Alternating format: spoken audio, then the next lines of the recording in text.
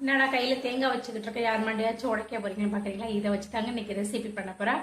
Hi friends, welcome to my channel. இன்னைக்கு நம்ம channel என்ன பார்க்க போறோம்னா, நம்ம தேங்காய் வச்சு சூப்பரான ஒரு தேங்காய் பருப்பு ஈவினிங் ஸ்நாக்ஸாக எப்படி சேர்ந்து பார்க்க போகிறோம். வாங்க வீடியோக்குள்ளே போகலாம். ஃபஸ்ட்டு இந்த தேங்காயை உடைச்சி தேங்காய் திருவிக்கலாம்.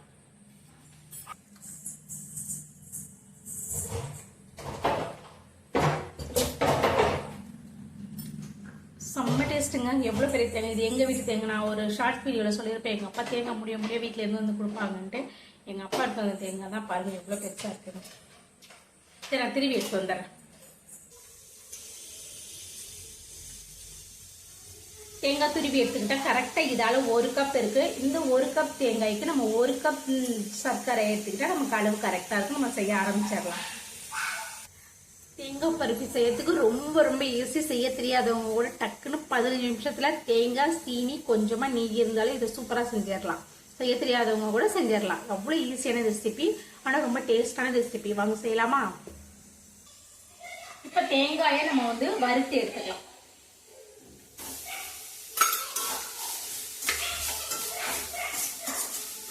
ஒரு 2 நிமிஷம் வறுத்தா போதும். கலர் மாறிடாம பார்த்துக்கோங்க. கலர் மாறினாலும் பிரச்சனை கிடையாது, ஆனால் சாப்பிடும்போது டேஸ்டாக தான் இருக்கும். ஆனால் கலர் மட்டும் மாறாம பார்த்துக்கோங்க.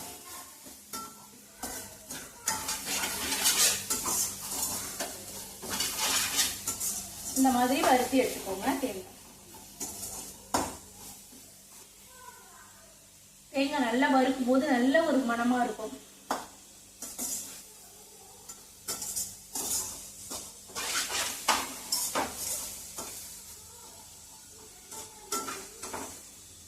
லைட்டா இந்த மாதிரி வறுத்தா போதும். இப்ப நம்ம எந்த கப்ல நம்ம தேங்காய் எடுத்தோமோ அதே கப்ல நம்ம சுகர் எடுத்துக்கலாம். நான் அதே கப்ல 1 கப் சுகர் எடுத்து இதுல சேர்த்துக்கலாம்.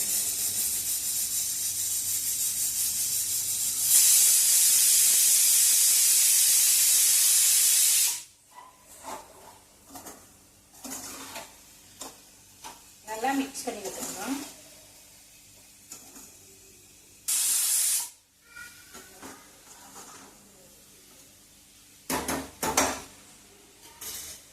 இப்ப இந்த தேங்காய் வேகத்துக்கு இதுல ஒரு 3 டேபிள் ஸ்பூன் பால் சேர்த்துக்கலாம்.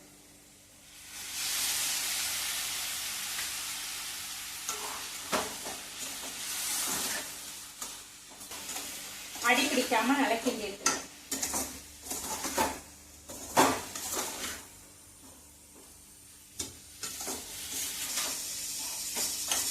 அடி பிடிக்காம அப்பப்போ கிண்டிக்கிட்டே இருங்க. அப்பதான் நமக்கு தேங்காய் பருப்பு நல்லா வரும்.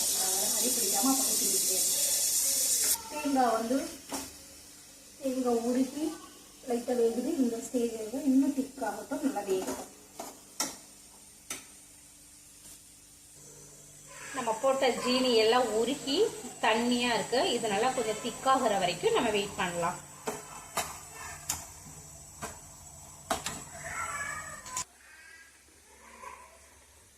இப்போ இந்த அடுப்பில் நம்ம தேங்காயை வேக வச்சிட்டோம்.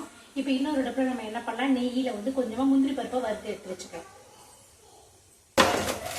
முந்திரி பருப்பை சின்ன சின்ன பீஸாக வச்சுக்கோங்க. அப்போதான் நம்ம தேங்காய் பருப்பியோட நம்ம கடிக்கும் போது டேஸ்ட் நல்லா இருக்கும்.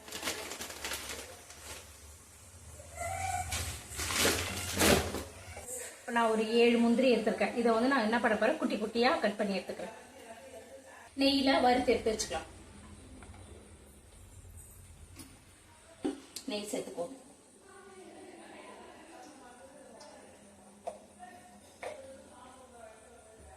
நெய் சேர்த்துட்டு நம்ம பொடியா நறுக்கிற முந்திரியை சேர்த்துக்கோங்க.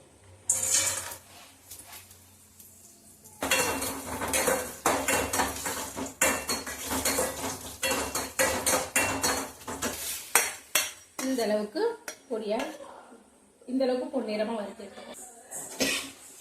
இப்ப கொஞ்சம் திக்காயிடுச்சு. இதை இன்னும் நம்ம திக்காயிக்கலாம். திக்காயிடுச்சு. இன்னும் ஒரு 2 நிமிஷம் திக்கானது நம்ம ஏலக்காய் தூவி இறக்குறோம். நமக்கு அவ்வளவுதான், ஃபினிஷ் ஆயிடும்.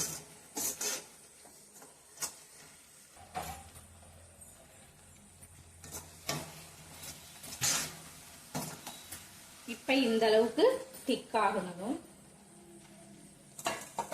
நம்ம நெய்யில் வறுத்த முந்திரியை இது கூட சேர்த்துக்கோங்க.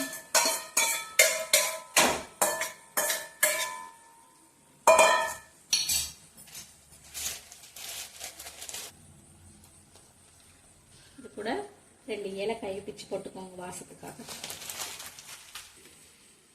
அவ்வளோதாங்க, நமக்கு தேங்காய் பருத்தி வந்து ஓரளவுக்கு ரெடி ஆயிடுச்சு. இப்போ வந்து இந்த மாதிரி ஒரு பிளேட்ல நெய் தடவிக்கோங்க.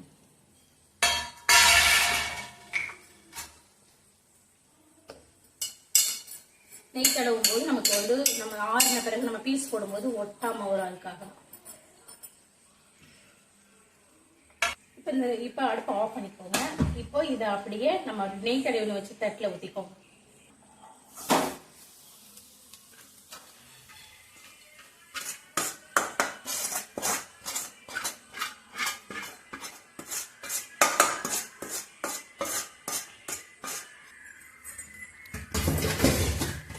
தட்டில் மாட்டிக்கிட்டு அப்படியே பீஸ் போட்டுக்கோங்க, சமப்படுத்திக்கோங்க.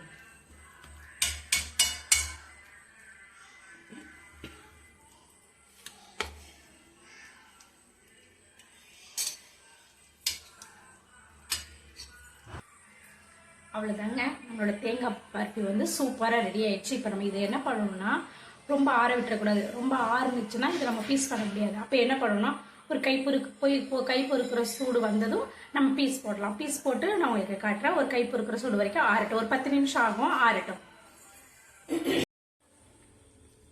இப்போ தேங்காய் பருப்பி வந்து கை பொறுக்கிற சூடு வந்துருச்சு. இப்போ இந்த ஸ்டேஜில் நம்ம கட் பண்ணாதான் கட் பண்ண வரும். நல்லா ஆறிடுச்சுன்னா நம்மளால கட் பண்ண முடியாது. அதனால இப்போ கட் பண்ணிக்கலாம்.